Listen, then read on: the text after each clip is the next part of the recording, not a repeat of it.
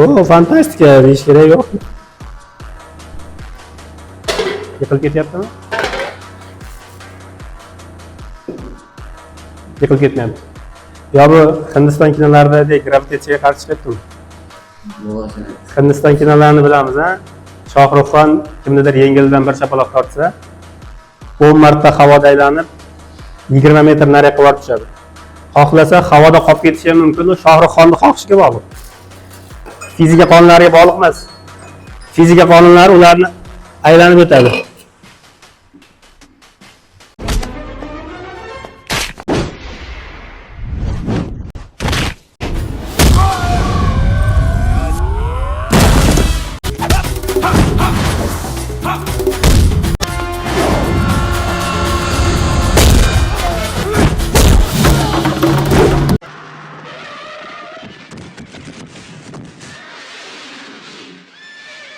Xo'p, buni ko'rdik.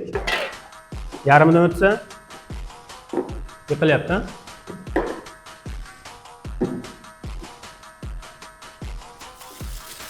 Yarmiga kelguncha turadi, yarimidan o'tgandan keyin yiqiladi.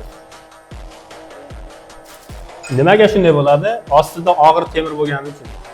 Og'ir narsa bor ostida, muvozanat kuchlaydi pastga qarab. O'zi aslida og'irlik markazi teng yarmida bo'lishi kerak. O'rtasida yarmini o'tgandan keyin mana yiqilish kerak. Bu tabiiy holat. Biz nima qilganmiz? Burchaga og'ir jismni yopishtirib qo'yganmiz va sun'iy ravishda og'irlik markazini chekkaga surib qo'yganmiz. Og'irlik markazi hozir ancha chekkada turibdi. Shuning uchun og'irlik markazigacha kelmaguncha yiqilmaydi. Qachonki og'irlik markazi mana shu qirraga keladi, o'shanda u yiqilib ketib qoladi. Buning ichida oddiy suv bor. Suv bo'lgani uchun mana shunaqa muvozanatda turadi. Shu muvozanatda turganmidi boya? Mana endi qas. Endi bunisi muvozanatda turishi kerak. Idish qanaqa turgani bilan suv gorizontal holatda bo'ladi, sirti ichida. Shuning uchun suv uni o'rtaga muvozanatga ushlab turibdi. Pastga bosib turibdi. Buning ichida mana bunday og'irroq jism bor edi.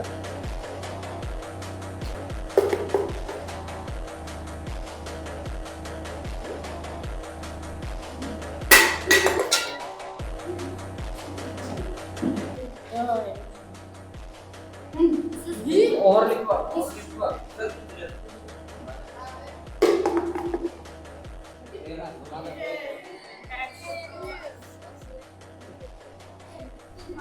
Mazır bor.